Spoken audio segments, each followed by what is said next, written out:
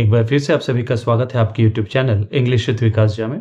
I hope कि आपकी तैयारी बहुत ही बेहतरीन तरीके से चल रही होगी और आज के सेशन में आपके सामने उपस्थित हूँ केवीएस के मॉक टेस्ट सेट नंबर 9 को लेकर के, जिसमें कि टोटल आपके 10 एमसीक्यूज होंगे और ये आपके एग्जामिनेशन बेस्ड है। और मैं आपको बता दूं ये सारे के सारे क्वेश्चंस आपके ईएमआरएस के पीवाईक्यू हैं जो हाल ही में अभी कंडक्ट हुई है। क्लियर है? आज के सेशन में हम देखेंगे कि किस अप्रोच के साथ इन्हें हमें सॉल्व करने की आवश्यकता होगी, इन्हें अटेम्प्ट करने की आवश्यकता होगी। तो चलिए बिना देर के हम आज के सेशन की शुरुआत करते हैं और आज के सेशन का हमारा फर्स्ट क्वेश्चन है, कहता है choose the antonym of the word integrity. आपके सामने एक वर्ड है इंटीग्रिटी और इसका आपको क्या ढूंढना, एंटोनिम। जब कभी भी आप कोई क्वेश्चन अटेम्प्ट कर रहे हैं तो आप श्योर हो लें कि उसमें पूछा क्या गया है। नहीं तो क्या होता है कि हम प्रायः गलती इस बात में कर देते हैं, पूछा जा रहा है सिनोनिम, हम बता देते हैं एंटोनिम, या एंटोनिम तो सिनोनिम का आंसर कर देते हैं। सबसे पहले इंटीग्रिटी का मतलब क्या होता है? इंटीग्रेट करने का मतलब होता है एकीकृत करना। आपने पढ़ा होगा इंटीग्रेशन, ठीक है ना। तो यहाँ पे हम बात करते हैं ऑनेस्टी की, मोरल ब्राइटनेस की बात करते हैं, होलनेस की बात करते हैं, सबों को एक साथ जोड़ने की बात करते हैं। क्लियर है ना? अर्थात अब क्या करना है, अब आपको ऐसे ऑप्शन का चुनाव करना है जो इससे इतर अर्थ को व्यक्त करता हो। तो इसके लिए आपको क्या होना चाहिए, आपके पास वोकैबुलरी होनी चाहिए, वर्ड मीनिंग्स होने चाहिए। क्लियर है? जब हम बात करते हैं कंप्लायंस की, तो कंप्लायंस का मतलब होता है you are willing to obey. अब यहां पे देखेंगे कि कंप्लायंस के साथ हम प्रीपोजिशन विथ का प्रयोग करते हैं, ये ध्यान रखना है। इस तरह से मीन्स हम कंप्लाई या कंप्लायंस का जब प्रयोग करते हैं ना, तो ये अपने साथ एक फिक्स प्रीपोजिशन विथ लेता है। साथ ही साथ इन चीजों को सीखते चलेंगे, समझते चलेंगे। तो कंप्लाई का मतलब क्या होता है कि आप किसी चीज को फॉलो कर रहे हो, तो कहीं ना कहीं इसके सिनोनिम के रूप में ये कार्य कर रहा है। और वहीं हम बात करें, नेक्स्ट वर्ड है हमारा ओबीसेंस। इसका मतलब होता है रेस्पेक्ट करना, ओबे करना, ओबीडियंस की बात करता है। तो ये भी वही मीनिंग कन्वे कर रहा है जो वर्ड आपका कंप्लायंस कर रहा है। और वहीं हम बात करेंगे इंटेंसिटी की, तो इंटेंसिटी से आप क्या दिखाते हो, डिग्री की बात करते हो, आप स्ट्रेंथ की बात करते हो। यहां पे आप बात करते हैं, जैसे मैंने बोला आज धूप है, आज कड़ी धूप है, तो इंटेंसिफाई कर रहे हैं आपकी, उसकी मात्रा बताई जा रही है, उसकी डिग्री बताई जा रही है। तो देखेंगे ये भी कहीं ना कहीं इसके सिनोनिम के रूप में कार्य करेगा। मैं आपको एक बात स्पष्ट कर दूं कि कोई सिनोनिम जैसा वर्ड नहीं होता है, थोड़ा बहुत तो डिफरेंस होता ही है। हम बात करते हैं नियर बाय मीनिंग की, हम बात करते हैं उसके मीनिंग में नियरनेस की, ये ध्यान रखना है आपको। और वहीं हमारा ऑप्शन नंबर सी है, जिसका मतलब होता है फ्रेजाइलिटी का मतलब होता है भंगुरता, ब्रिटलनेस जिसे बोलते हैं आप, मतलब जिसमें कमजोरी हो, जो टूट सके आसानी से। और इंटीग्रेट करने में हम क्या करते हैं, हम वहां बात करते हैं जोड़ने की, हम बात करते हैं फर्मनेस की, अर्थात ये इसका करेक्ट एंटोनिम हो जाएगा। क्लियर है? चलिए नेक्स्ट की ओर बढ़ते हैं। नेक्स्ट हमारा कहता है this national highway runs dash hill and plain. कहता है कि यह नेशनल हाईवे जो है, यह जो राष्ट्रीय राजमार्ग है, यह दौड़ती है। रन का मतलब होता है दौड़ने से, और यहाँ पे क्या किया जा रहा है कि जो हम सड़क की बात कर रहे हैं कि वो जा रही है, गुजर रही है, किस चीज से, तो हिल से और प्लेन से, मतलब पहाड़ियों से भी जाती हैं और मैदानी भाग से भी ये गुजरती हैं। क्लियर है? अब आपको क्या करना है, यहाँ पे ऑप्शंस में आपके कुछ प्रीपोजिशंस दिए गए हैं, अब इनमें से उनका चयन करना है जिससे कि यह सेंटेंस करेक्ट हो जाए। अब देखेंगे अबव, बिलो, ओवर, इनटू। इनके पहले बेसिक जो यूजेस हैं उनको समझना पड़ेगा। जब हम बात करते हैं अबव और बिलो की, तो अबव का प्रयोग करते हैं पोजीशन को दर्शाने के लिए, ना कि इनसे हम मूवमेंट को दर्शाते हैं। जैसे मैंने बोला, मैंने ये एक लाइन खींची, ठीक है ना, और मैंने आपको बोला कि आप इसे टच करें, तो आप कह रहे हो सर ये तो मेरे पहुंच के अबव है। यहां पे बात करें पोजीशन की, जो क्या है, उदग्र है, वर्टिकल है, इस सेंस में हम अबव का प्रयोग करते हैं, ऊपर की ओर। और वही चीज ठीक जब नीचे की ओर हो तो उसके लिए हम बिलो का प्रयोग करते हैं। क्लियर है? अर्थात इससे किसी भी रूप में आप देखेंगे मूवमेंट की बात नहीं की जाएगी। और यहां जो हम बात करें हाईवे की, तो यहां मूवमेंट को दर्शाया जा रहा है, रन करना, ये हमारा क्या है, ये मूवमेंट को शो कर रहा है। क्लियर है? अर्थात ऑप्शन नंबर ए और बी आपके छट गए। अब बचा आपको ऑप्शन नंबर सी। तो ओवर का प्रयोग करते हैं दो अर्थ में। एक तो जब कोई चीज के ऊपर हो, ठीक उसके ऊपर हो, और उससे वो टच ना कर रहा हो, नॉट टचिंग के सेंस में। जैसे आप अम्ब्रेला लेके चलते हैं तो अपने सिर पर धूप से या फिर बारिश से बचाने के लिए, तो वो आपके ऊपर है, तो ओवर का प्रयोग करते हैं। और उसके रिस्पेक्ट में आप अंडर है, इस चीज का ध्यान रखना है। एक में नॉट टचिंग हो जाता है और एक में देखेंगे हम कि किसी चीज के ऊपर रखा गया है जिसको कवर कर रहा है टच के सेंस में। जैसे एक छोटा सा बच्चा, प्यारा सा बच्चा लेटा हुआ है, आप क्या करते हैं, सर्दी का समय है, उसके शरीर पर आप चादर उठा देते हैं, ठीक है ना। जब चादर आप उसे उठाते हैं तो उसमें क्या है, उसको पूरा कवर कर देते हैं, तो वो टच कर रहा है, इस सेंस में भी हम ओवर का प्रयोग करते हैं। क्लियर है? अब यहां देखना है कि ओवर का प्रयोग हम मूवमेंट को दर्शाने के लिए भी करते हैं, खास करके जब किसी रोड की चर्चा की जा रही हो, जर्नी की चर्चा की जा रही हो, मूवमेंट की चर्चा की जा रही हो, जब एक सरफेस से वो जाते हुए अक्रॉस के सेंस में, ठीक है ना, तो वहां पे हम ओवर का प्रयोग करते हैं। जैसे overland, over mountains, over hills and plains. आपने एक पोएम पढ़ी होगी ना, द डैफोडिल्स, विलियम वर्ड्सवर्थ की, क्या है, आई wandered lonely as a cloud over the vales and hills। ये चीज को याद रखना है आपको। कुछ चीजें ऐसी होती है ना, जब आप थोड़ा सा अगर आप सोचेंगे ना तो बहुत सारे कॉन्सेप्ट्स आपके क्लियर हो जाएंगे। बस ये कॉन्सेप्ट आपको समझना है, कैसे आप रिलेट कर सकते हैं। क्लियर है? अर्थात यहाँ पे ऑप्शन नंबर सी जो है आपका करेक्ट हो जाएगा। वहीं इनटू की हम बात करें तो इनटू का प्रयोग करते हैं इनर मोशन को दिखाने के लिए। मान लिया जाए कि ये हमारा दीवार है, ठीक है ना, और इसमें आप एक कील ठोक रहे हैं, ठीक है ना। तो जब ये कर रहे हैं तो आउटर साइड से इनर साइड की ओर हम देख रहे हैं, इसमें मूवमेंट है। या फिर यूं कहें कि हम जैसे खड़े हों और तालाब में जंप लगा रहे हो, नदी में स्नान करने के लिए कूद रहे हो, तो बाहर से जब हम पानी में कूदते तो पहले हम अंदर जाते हैं ना। तो इस मोमेंट को हम दिखाने के लिए, इस मोशन को दिखाने के लिए हम क्या करते हैं, इनटू का प्रयोग करते हैं, जो कि यहां सर्वथा गलत होगा। क्लियर है? चलिए नेक्स्ट की ओर बढ़ते हैं। नेक्स्ट हमारा कहता है choose the synonym of the word fastidious. अब आपके सामने एक वर्ड है फास्टिडियस, इसका क्या करना है, आपको सिनोनिम ढूंढना है। तो सबसे पहली बात है कि फास्ट शब्द अगर दिख रहा है यहाँ पे, तो ऐसा नहीं है कि फास्ट का चुनाव कर लेंगे। फास्टिडियस का मतलब होता है केयरफुल, मतलब हम बात करते हैं बहुत ही केयरफुलनेस की। तो यहाँ पे देख रहे हैं स्ट्रॉन्ग तो है नहीं, स्ट्रॉन्ग का मजबूत। फैशनेबल का भी मतलब केयरफुलनेस से नहीं है। और एक बच गया ऑप्शन नंबर डी, मेटिक्यूलस। मेटिक्यूलस का मतलब होता है बड़ी बारीकी से, ठीक है ना, जिसके लिए आप वर्ड यूज करते हो फास्टिडियस, केयरफुल। क्लियर है? अर्थात ये आपका करेक्ट आंसर हो जाएगा। चलिए नेक्स्ट की ओर बढ़ते हैं। नेक्स्ट हमारा कहता है choose the option in which the voice has been correctly changed. आपके सामने एक सेंटेंस लिखा हुआ है, कहता है I gave you a pen last year.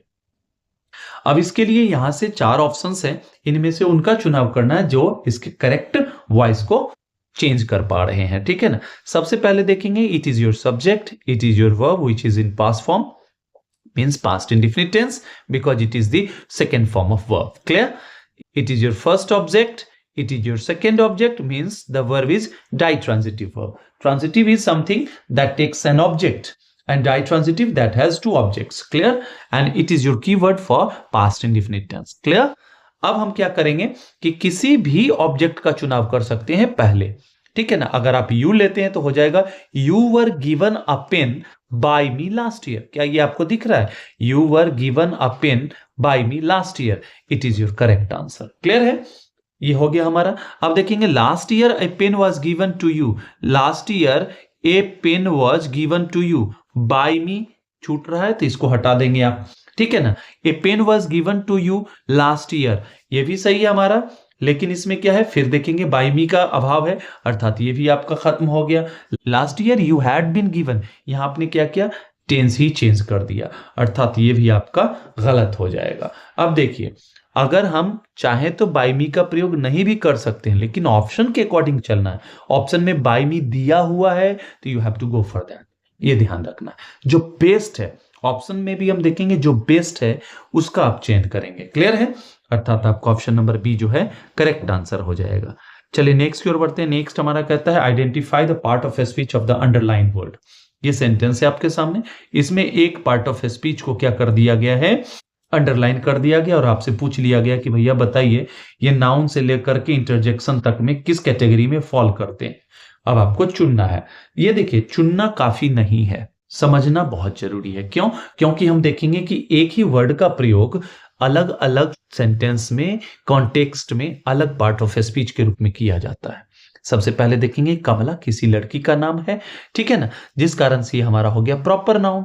Clear है? ये हमारा प्रॉपर नाउन है जो कि इस सेंटेंस में एक सब्जेक्ट के रूप में कार्य कर रहा है। क्लियर है? अब देखिए, वॉच हमारा वर्ब है जो कि लिंकिंग वर्ब है, ऑक्सिलियरी वर्ब के रूप में भी जानते हैं। हम चर्चा करेंगे लिंकिंग वर्ब क्या है, ऑक्सिलियरी वर्ब क्या है, ट्रांजिटिव क्या है, फाइनाइट क्या है, बहुत सारे प्रकार है वर्ब के, ठीक है ना। ये हमारा वर्ब हो गया। ऑल अलोन, इसको पहले ऐसे करते, कमला वॉज अलोन। कमला जो थी अकेली थी। अकेली कौन थी? तो कमला थी। कमला नाउन है, नाउन को क्वालिफाई कर रहा है, नाउन के बारे में बता रहा है कि वो अकेली थी, उसके साथ कोई था, अर्थात ये हो गया एडजेक्टिव। क्लियर है? मतलब ये कमला के बारे में इंफॉर्मेशन दे रही है, ठीक है ना, अर्थात ये हो गया एडजेक्टिव। और ये ऑल बताया जा रहा है कि भैया कितनी अकेली थी, पूरी अकेली थी, मतलब कोई भी उसके साथ नहीं। कहीं ना कहीं ये चीज इसके बारे में एक एडिशनल इंफॉर्मेशन दे रहा है कि भैया वो अकेली थी, बिल्कुल अकेली थी, अर्थात ये इसके क्वालिफायर के रूप में काम करेगा। अर्थात एडजेक्टिव का क्वालिफाई करने वाला क्या वर्ड होता है? एडवर्ब होता है। अब क्या करेंगे? ऑप्शन नंबर ए का चयन करेंगे कि ऑल शब्द जो है इस सेंटेंस में एक एडवर्ब का कार्य कर रहा है। क्लियर है? चलिए नेक्स्ट की ओर बढ़ते हैं। नेक्स्ट हमारा है, कहता है identify the clause of the underline part of the sentence. अब देखेंगे कि एक सेंटेंस दिया गया है और इस सेंटेंस में आपको एक पार्ट जो है दिया गया है जिसको कि अंडरलाइन कर दिया गया है। अब आपसे पूछा गया है कि भैया ये बताइए किस तरह का हमारा ये क्लॉज है। ये प्रिंसिपल क्लॉज है, नाउन क्लॉज है, एडजेक्टिव क्लॉज है, एडवर्ब क्लॉज है, कौन सा क्लॉज है? तो सबसे पहले यहां समझेंगे क्लॉज होता क्या है। क्लॉज जो होता है हमारा, ये शब्दों का ऐसा संग्रह होता है जिसमें दो चीज अनिवार्य तौर पर होते हैं। क्या होता है? एक तो होता है हमारा सब्जेक्ट जिसके बारे में हम बात कर रहे हैं, और दूसरा हमारा होता है प्रेडिकेट। अगर ये दो चीज ना होना तो वो क्लॉज नहीं बनेंगे, ठीक है ना। प्रेडिकेट में भी देखेंगे एक चीज की आवश्यकता होती है, दैट इज मोस्ट इंपॉर्टेंट, हमारा फाइनाइट वर्ब। फाइनाइट वर्ब होते हैं जो अपने सब्जेक्ट या टेंस के अनुसार अपने रूप को बदल लेते हैं, that is called finite verb. Clear है? अब चलते हैं क्वेश्चन पे। That he will score a century, ये हमारा यहां से यहां तक देखेंगे एक सब्जेक्ट के तौर पे काम कर रहा है, जिस सब्जेक्ट का वर्ब हमारा है इज, और ये हमारा ये पार्ट प्रेडिकेट के रूप में काम कर रहा है, और प्रेडिकेट के रूप में काम कर रहा है तो ये हमारा क्लॉज हो जाएगा। अब आप कहेंगे कि सर आपने बताया था कि क्लॉज के लिए सब्जेक्ट का की आवश्यकता है, अगर ये इसका सब्जेक्ट है तो ये कैसे क्लॉज हो सकता है? क्लॉज में तो सब्जेक्ट चाहिए। इसको मैं ऐसे समझाता हूं, इस सेंटेंस को थोड़ा मैं चेंज कर देता हूं। It is almost certain that he will score a century। क्या आप इसको ऐसे लिख सकते हैं? अब तो सही हो गया ये आपका, जिसमें कि इट हो गया आपका सब्जेक्ट, और ये इज ऑलमोस्ट सर्टेन आपका क्या हो गया? प्रेडिकेट।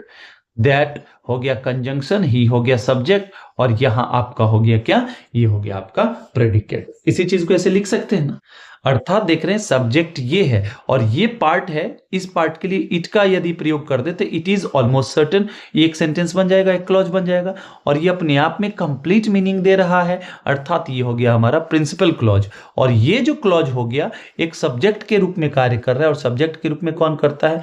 या तो नाउन करेगा या नाउन इक्विवेलेंट, अर्थात ये नाउन क्लॉज हो जाएगा, that he will score a century. Clear है?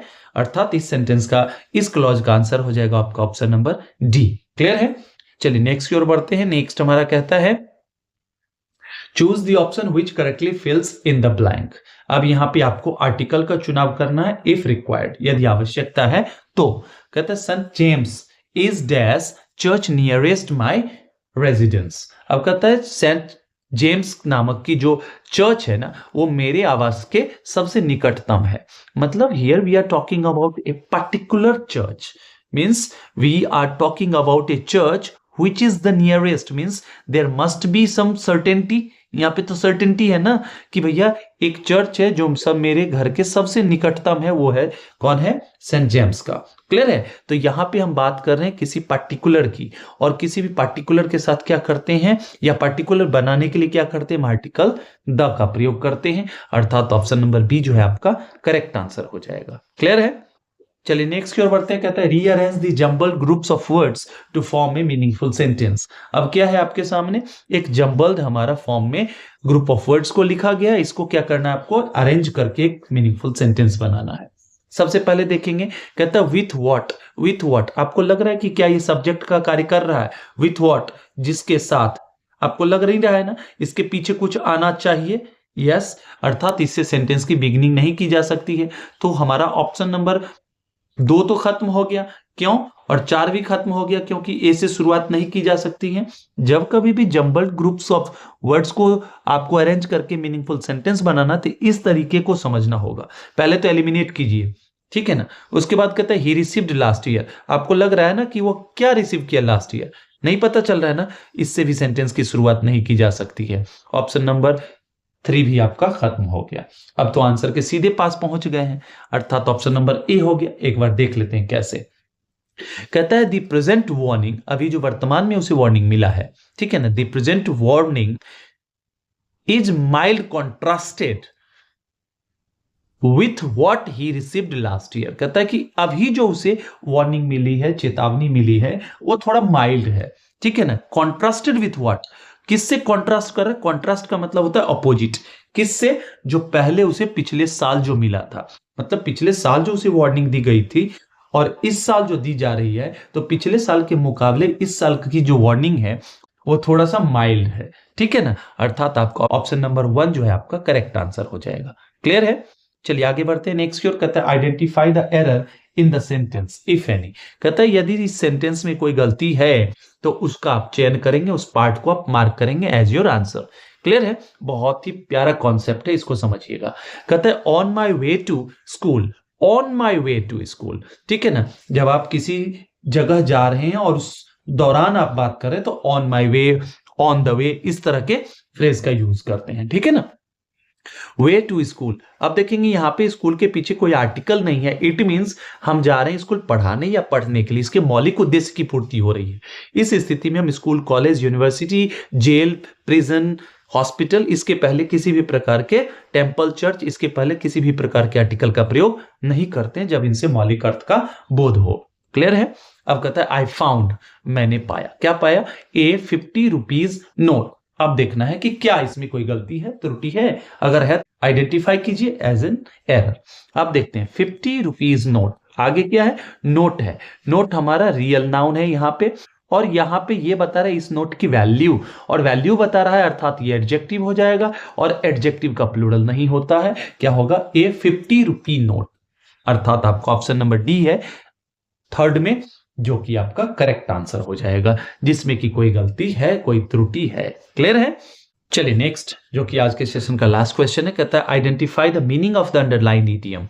यहाँ पे एक सेंटेंस है जिसमें कि ये हमारा फ्रेज या ईडियम है, जिसको कि अंडरलाइन किया गया है और आपसे पूछा गया है कि इसका मीनिंग क्या है। पहले समझते हैं। On the way we had lunch of a kind. जब हम रास्ते में थे, कहीं जा रहे थे, उसी दरमियान क्या हुआ? हम लोगों ने लंच किया, and that was of a kind, means that was of good quality, that was of superb quality. अर्थात क्या है इसका ऑप्शन हो जाएगा? A very expensive, not at all, of a poor quality, और kind, not at all, very spicy, not at all, of great quality. Of a kind का मतलब होता है something that is of good quality, that is something of great quality. अर्थात आपका option number D जो है यहाँ पे करेक्ट आंसर हो जाएगा। आई होप कि आपको ये सेशन बहुत ही मजेदार लगा होगा। अगर ऐसा है तो लाइक, शेयर, सब्सक्राइब कीजिए और बने रहिए हमारे YouTube channel English with Vikas Jha पे। चलिए, till the time we meet next, happy learning and keep evolving. Thank you so much.